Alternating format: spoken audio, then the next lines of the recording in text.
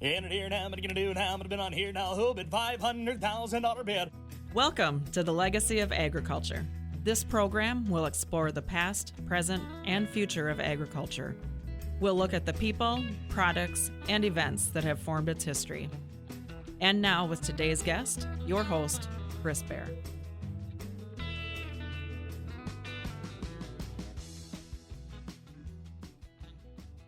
Good morning, everybody. I'm Chris Bair, your host of the Legacy of Agriculture. Thank you for joining us on WNX Radio at 10 o'clock Central Time. And also, if you miss one of our radio shows, you can join us on Apple and Spotify and now YouTube. All of our shows are put up on YouTube, and it's a great platform. Today, my guest is the one and only famous Josh Erickson from Pifer Realty. Oh, I wouldn't go with famous. He is. What is it that you do? What is your job description? I don't think I ever got a job description here. I just kept showing up. So whatever is on the list for the day. But the checks were good. The checks didn't bounce, so that's why I kept showing up. That's important. I don't think we've ever bounced a check, so we don't need to worry about that, Josh. That's true. But, that's true. You know, today our Legacy of Agriculture show is going to be a mix of a whole lot of fun. I had the opportunity again last week to pick up a whole bunch more old newspapers from the early 1920s up until the mid 1970s, and I was thumbing through some of those papers last night, and I'm telling you, I love the auction industry. I love marketing, but I love agriculture more. And I got to tell you, I'm gonna share some marketing, clever strategic marketing. And this is actually taking out of a publication called The Farmer. And so this is targeted towards farmers, obviously. Obviously, yeah. It's a publication from The Farmer. It's called The Farmer, quote unquote, and it's the North Dakota and South Dakota edition, July 17th, 1971. Well, okay. You know, that's a little bit before my time. I was not even born then.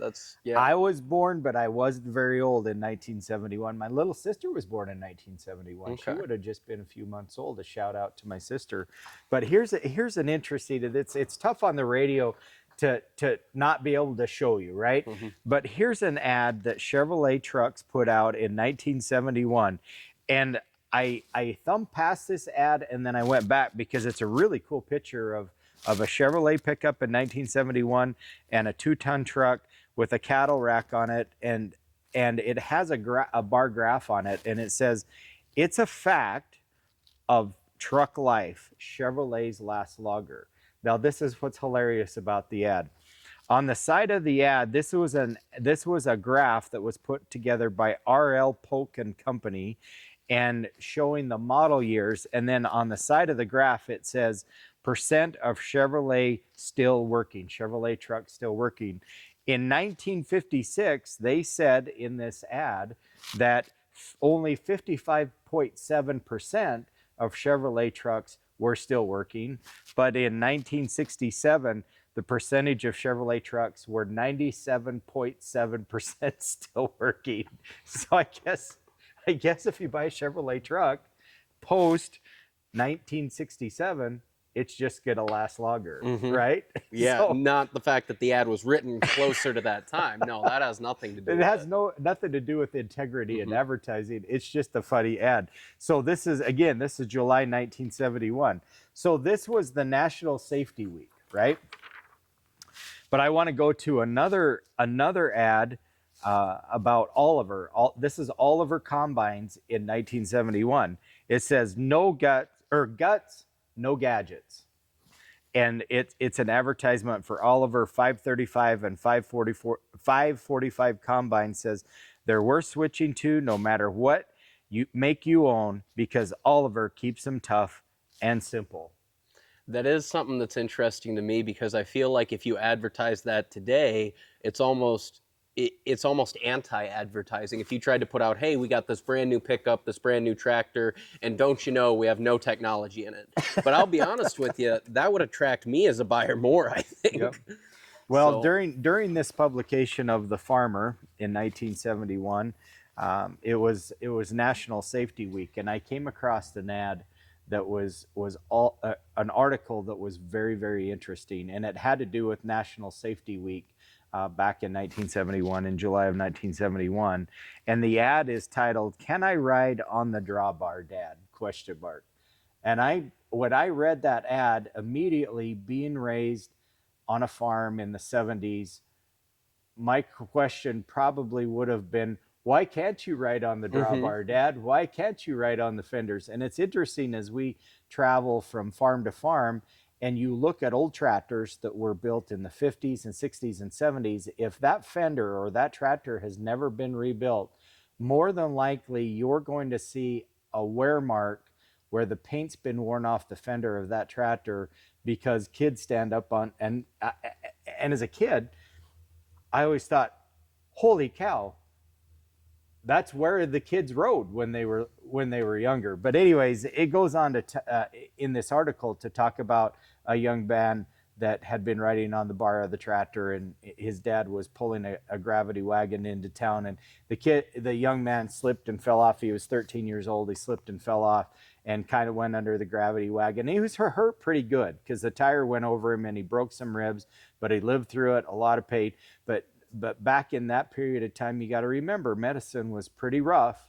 It was pretty archaic, and kids got hurt a lot on the farm. And so anyways, I'm just telling you, Josh, I get a kick out of reading some of these articles because they're so broad. I want to go back. You buy a Chevrolet in 1967, 97.7% of them are still running. Well, I also think the thing about farm safety that's interesting to me is that attitude is still around today, in that I visit my cousins on the farm, and I remember even as a kid, they'd be doing stuff that me growing up in town, it's like, you can't do that. And I think that the larger your population gets, the bigger the city you go to, the more that reaction happens. But when you're on a farm, it's just got to be done. So if that means you hop up on the fender of a tractor, well, it'll get you faster there than walking, you know? So... Well, and it's true. And the farm that I grew up on was an irrigated farm. And so we had all of these smaller tractors that pulled pipe trailers, and we moved pipe all summer long.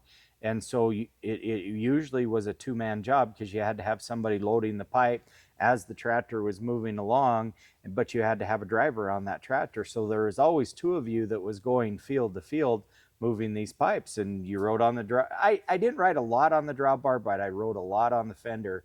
And you definitely didn't want to go to sleep if you were on the fender. But anyways, great articles. But I want to go back to the portion of the Oliver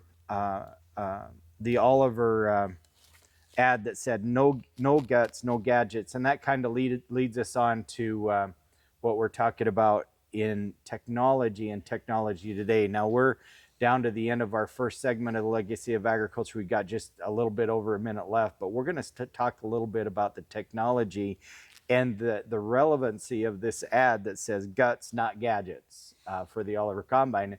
And ironically, because maybe they didn't keep up on the gadgets, maybe Oliver would have stayed in business. I'm an Oliver junkie. I absolutely love Oliver tractors. I talk about them all the time. And I can remember a relative that had bought a new Oliver Combine in the early 70s. They were cheap, but he bought an Oliver Combine, but I definitely want to talk about that. Hey folks, we're coming down to the end of our first segment of the Legacy of Agriculture. Josh Erickson is my guest here today. In the second segment, again, we're going to be talking about technology and agriculture today and the evolution of technology over the last 50 years. We got a beautiful line of machinery that we're going to be selling. A week from Monday, we have got a live auction at our facility in just south of Sioux Falls on I-29. That's our first live online auction. Our first live online auction. We're very, very excited about that. For a complete listing of all of the items that are on that sale, give us a call, 605-836-2277, or go to our website at pifers.com for a complete listing and all the pictures. We'll be right back. Hi, this is Jasmine at Pifer's Auction, Realty, and Land Management. Pifer's offers multiple ways to bid and buy at our equipment and land auctions. You can bid online, in person, or place pre-bids before the sale even starts. By providing convenient bidding platforms, we make sure that you can buy the items or parcels you want the way you want to. Visit Pifers.com to see a complete list of our auctions.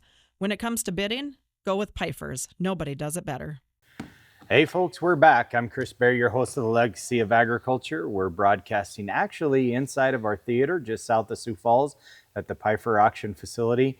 We got an auction coming up at this theater here. A week from Monday, Yeah. June 16th at 10 o'clock in the morning, we're going to be selling right here from the auction block. It's our first in South Dakota. It's our first simulcast auction, which means the auctioneer will be selling live.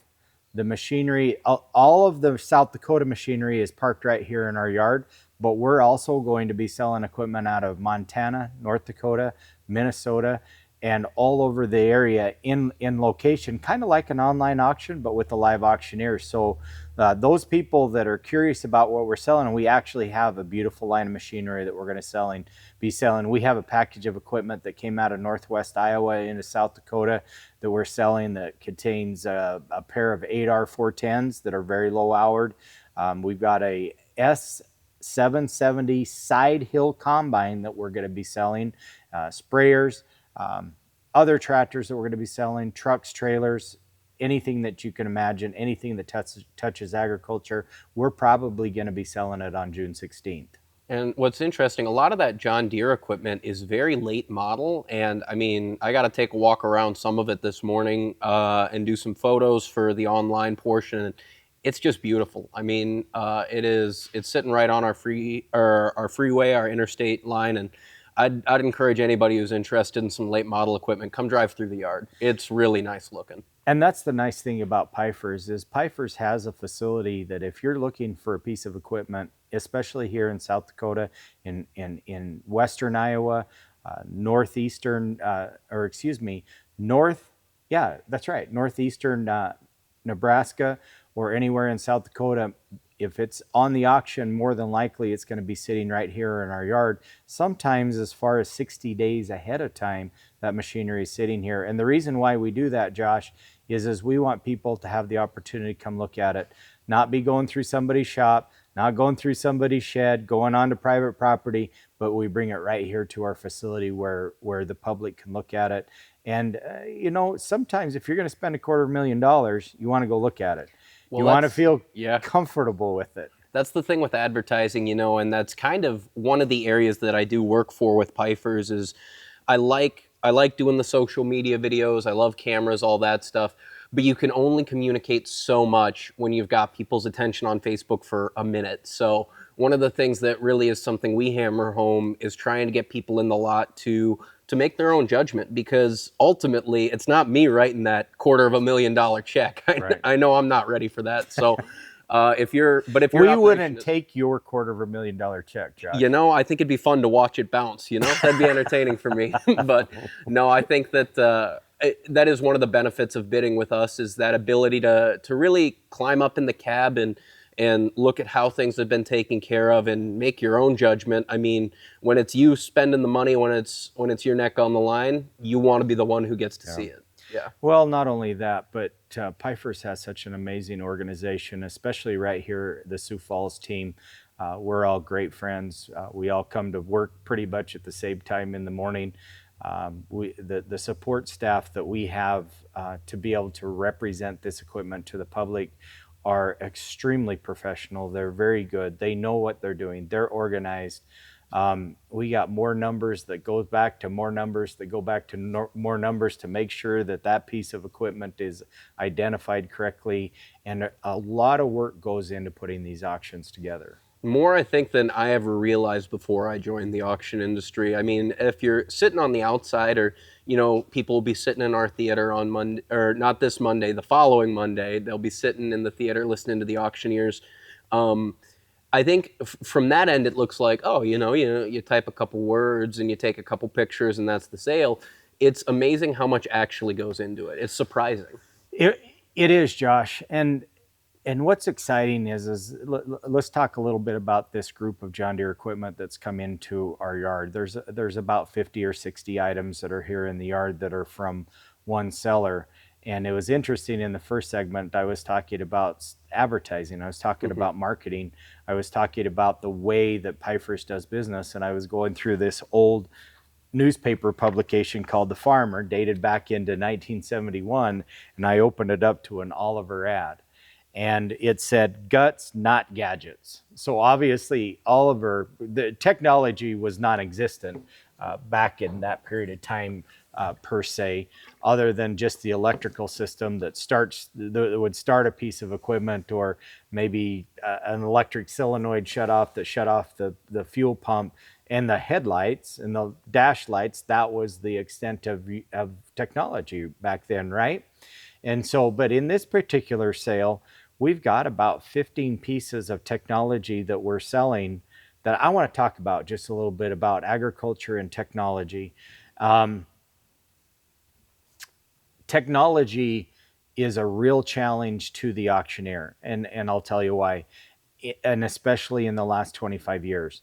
As guidance systems have become populated in agriculture, as technology has changed, technology is very, very expensive. And what do I mean by technology? I'm talking about row guidance. I'm talking about see and spray.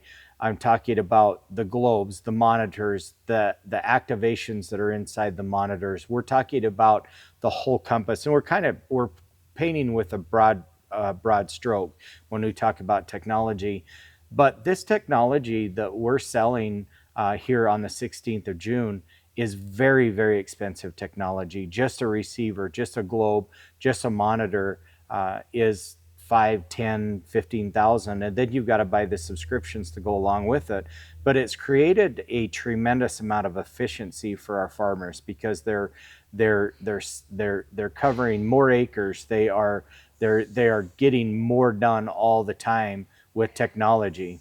And so, anyways, you had some questions. You want to talk about technology. We got a couple of minutes, so let's start down your list, Josh. Well, one of the things that I found really interesting is you said the word guidance systems. When I was a kid, that's something you see in like an action movie. That's something that's guiding a missile, not something that's guiding a tractor through a field. Sure. So it's advanced, even in just the short 20 years that I can remember, it's advanced so far that these things that used to be very high-end, very like almost like spy equipment, are now all of a sudden in the cab of your average tractor, and it's almost more rare to see them without. Yeah, that's true.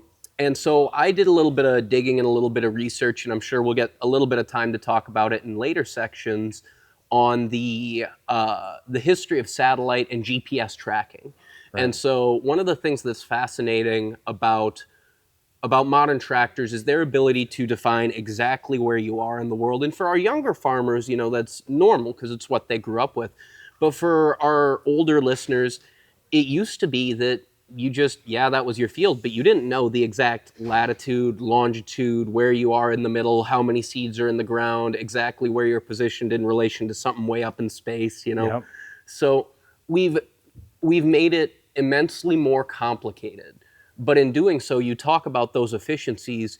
Our productivity in agriculture has skyrocketed in the last 100 years, and in the last 50 years, and in the last 20 years, it seems like it is always, at the risk of telling a pun, it's always growing, right? It seems like our productivity is always increasing. And a large portion of that is due to the data that we're able to gather, the information we're able to get out of the fields. Yeah. So. Well, back in the day, Josh, this type of technology was used, like you said, to place a missile. If I wanted to fire a missile on an enemy, I would take the longitude and the latitude. I'd dial that in. You'd make compensations for weather and this and that, and all of a sudden you could take that missile and launch it onto a very accurate location, sometimes within inches. But in today's technology, that is used as a method of planting a seed, thousands and thousands and thousands of seeds in an exact location, exactly where that producer wants to place that seed.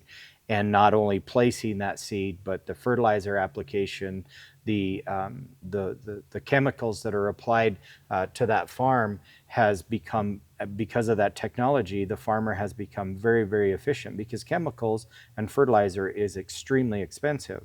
And so if you're able to apply certain amounts of fertilizer in certain locations at a higher rate or a lower rate, at the end of the day, it's dollars back in their pocket again. Folks, we're going to be right back with our third segment of the Legacy of Agriculture. Hey, this is Jasmine at Pifer's Auction, Realty, and Land Management. Pifer's offers multiple ways to bid and buy at our equipment and land auctions. You can bid online, in person, or place pre-bids before the sale even starts. By providing convenient bidding platforms, we make sure that you can buy the items or parcels you want the way you want to. Visit pifers.com to see a complete list of our auctions. When it comes to bidding, go with Pifer's. Nobody does it better. Folks, we're back with our third segment of the Legacy of Agriculture. Josh and I are talking today about kind of a broad painting of technology and how technology has changed over the years. And we were having a brisk conversation in the second segment about technology and its application today. I think it's interesting. You know, I'm going to go off into the ditch just a little bit. For a number of years, I've followed a court case where several people had murdered several other people. And it's been interesting to watch the court proceedings because of cell phone technology and the forensics around technology, they were able to put certain burner phones, certain telephones in certain spots and reclaim certain text messages and communications that was going back and forth, and there's actually, this is, with this handful of people, this is the fourth court case that has come because they are prosecuting these people for attempting or conspiracy to commit murder, and also murder by majority of it. And the reason why they were able to get these prosecutions is because of the technology that they have from their cell phones.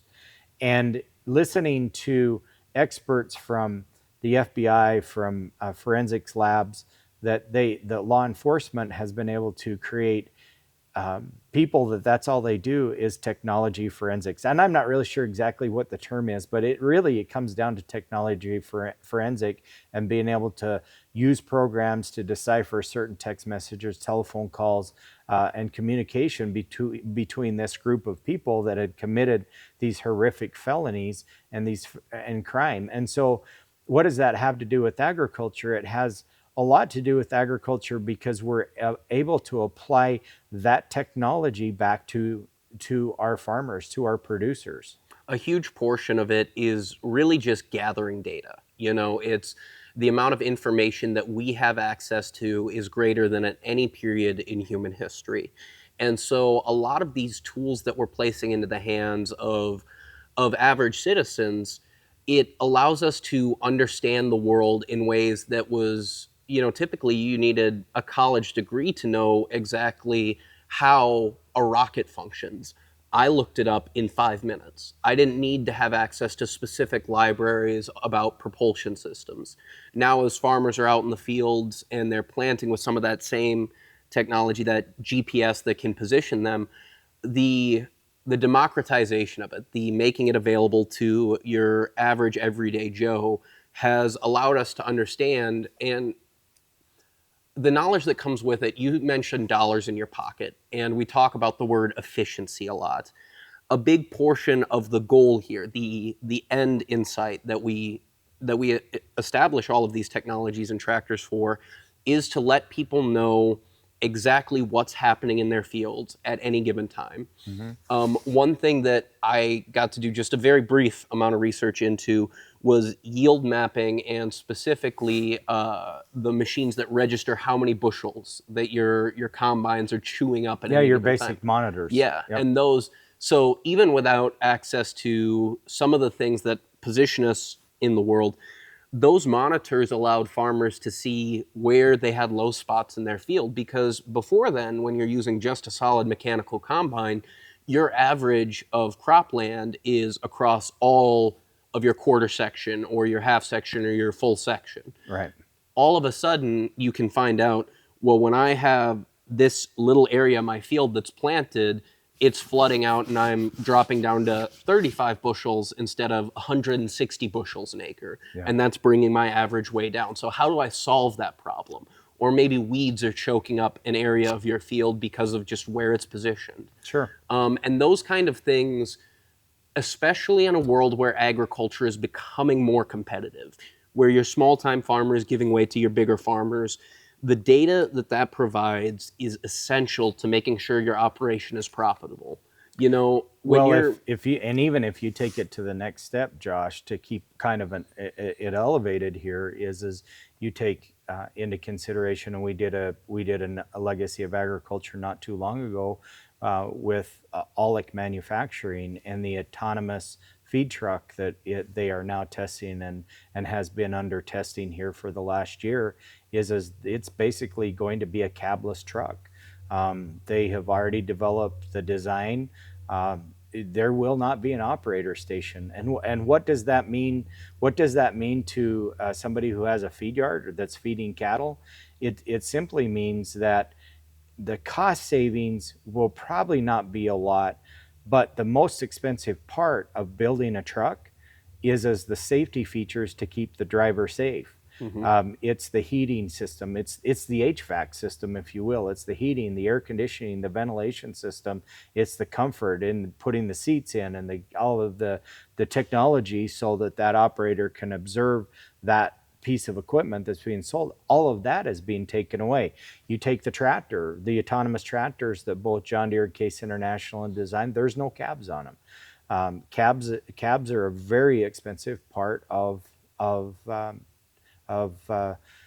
any type of manufacturing process to keep that driver safe, happy, comfortable, entertained, all of those things in it, and they're able to completely take that out.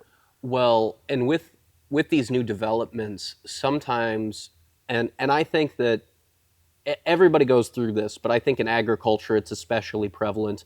There's some suspicion of new technologies because we've always done it a certain way.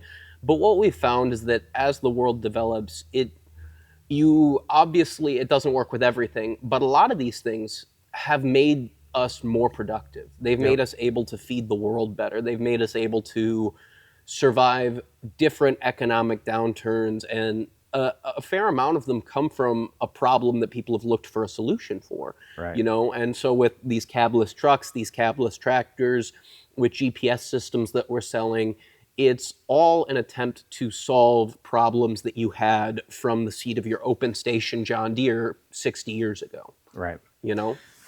Well, so you go back 60 years ago, some of those were still cabless. A lot of the combines were cabless or an open station, whatever you want to call it. And that's just the way it is. Hey, folks, we're down to the end of our third segment of the Legacy of Agriculture. We're going to be right back. Hi, this is Jasmine at Pifer's Auction, Realty, and Land Management. Pifer's offers multiple ways to bid and buy at our equipment and land auctions. You can bid online, in person, or place pre-bids before the sale even starts. By providing convenient bidding platforms, we make sure that you can buy the items or parcels you want the way you want to. Visit Pifers.com to see a complete list of our auctions. When it comes to bidding, go with Pifers. Nobody does it better. Good morning, everybody. I'm Chris Bair, your host of Legacy of Agriculture. Josh, thank you for joining me. We appreciate you. If you've missed any of our past episodes, you can join us on Apple, Spotify. You can go to our website at thelegacyofagriculture.com. All of our past episodes of almost 2 years, Josh. Have we crossed 100 episodes yet? I don't know. I'd have to look, to be honest with you. Well, we started, our first show was, it'll be August 2 years ago, so we got to be coming on our... We're probably getting close. Yeah, we're probably coming up on our 100th episode. It's hard to believe that many people would talk to us, Josh. Yeah, I'd agree. Sometimes we have to do these shows and just talk to each other because nobody else will talk to us, right? That's fine, though. So anyways, we're having a great conversation that started out a little bit about farm safety, and here we are talking about technology. So the technology conversation is interesting. Yeah, and one of the things we chatted about was we've got a lot of new equipment on the lot for the Pifer's lot in Sioux Falls, and there's kind of a unique sale coming up. It's the first one in our company's history. It's a live online, and one question I've gotten out in the yard just as people are driving through is, what do you mean by live online, and how does technology relate to that? So if you're Joe Schmo farmer and you're interested in the John Deere skid steer, for example, we got for sale, a nice one. What does that look like bidding on it? So technology is affecting all aspects of agriculture, and it's completely changing the face of how we do auctions and how we promote auctions, and we, like the farmers, are always looking for ways to become more efficient. I've always said for many years that technology should never replace the auctioneer. I think that technology should always complement the auctioneer and help him to do a better job. And that really is the truth. I'm a huge fan of online only auctions. I think that they work. We have stood behind online only auctions, let's just say that. And it's an important part of the technology that we at Pifer's is using. And when you say online only, you're talking about those timed online auctions, correct? Timed online, time online auctions. And when those started 15, 20 years ago, I can remember being part of the team that of old school auctioneers that said, will this really work? And I can remember some of the very first auctions that they really didn't work very good. The time delay in the bidding process was substantial. And what I mean by substantial is sometimes there was a 3-second delay between the time a guy bids till the timer ran out until the computer go back to the guy, and just all of the lags in the technology made it downright frustrating and scary for the seller, scary for the buyer, and scary for the auctioneer. Well, everybody who's used technology knows how frustrating it can be. When it works, it's wonderful. And so as internet speeds got faster, as the internet providers or the platform providers developed new technology and did updates, the online bidding process is very fast, split second now. And the technology has allowed us to sell billions of dollars worth of equipment worldwide. But during the COVID years, online auctions were a huge blessing, Josh, because we could do auctions and people could buy machinery on the farm when some places of the world you couldn't leave home for a period of time, depending on where you were. Farmers generally are an older population, and there is a higher percentage who are immunocompromised. So at a time when we didn't really know what COVID was, the opportunity to still be operating, to still be out in the tractor, it was everything to some people. So to make sure that we don't get down into nitty-gritty conversation about it, in today's technology, Pifer's is being pretty cutting edge right now.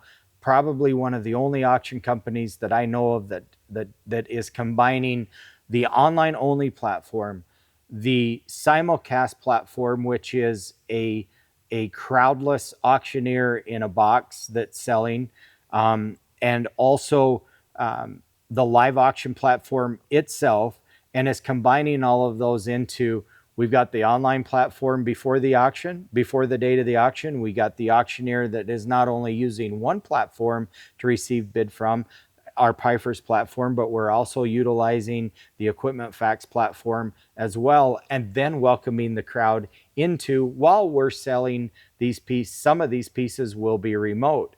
And so it's taking all of the aspects of the auction industry, never replacing the live auctioneer, only complementing his job. And I'll be honest with you, Josh, I had the opportunity to sell at our last sale in May as an auctioneer. Watching the technology, we had a live crowd of several hundred people that were here in our theater that were bidding, and there is a lot going on. You've got your clerk that is clerking the sale. You've got both internet platforms that are bidding, and the thing that was really interesting to me, if you come to a Pifer sale and you're looking at our big screens, what you're seeing is all of a sudden, let's say you've got a tractor that's worth $50,000, that the online bidding was at $15,000, and while the auctioneer is making the announcements, those two platforms are bidding against each other, and the bidding is going from $10,000–$15,000 already up to $35,000. And by the time the auctioneer starts his chant, he just picks it up at $35,000 and goes to the high bid. It's allowing the auctioneer to become very efficient in that minute to 2 minutes that you're selling that piece of equipment, and that technology is allowing that to happen. And what does that mean to the auctioneer? Well, he's working for the seller. His job is to ensure that that seller gets a reasonable price, or the highest price possible for that piece of equipment. We're selling the equipment to a buyer, who we hope that eventually the buyers become sellers, right? And that's how the evolution of the auctions work. But in the same token, we're bringing all of that technology into one place. Well, and I think the whole idea behind an auction sale should be fairness, right? It's equal opportunity for your buyers in the crowd, so that whoever wants the piece most gets to take it home. And what all of these platforms are doing is just allowing more people to have a seat at the table.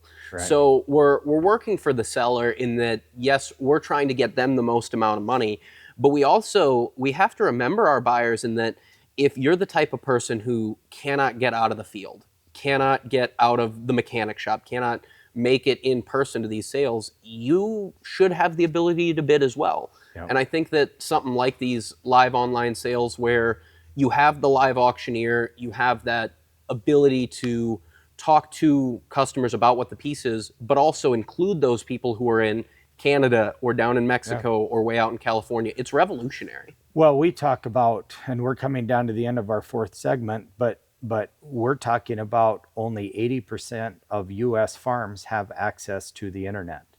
There's, believe it or not, the USDA tells us that there's 14% of the farmers that don't have technology, and I want 100% buyers, not 84, 85, 86%. I want 100% of those buyers. So you, as an auction company, you have to utilize all of that technology into one. Hey folks, we're coming down to the end of our fourth and final segment of the Legacy of Agriculture. We appreciate you joining us.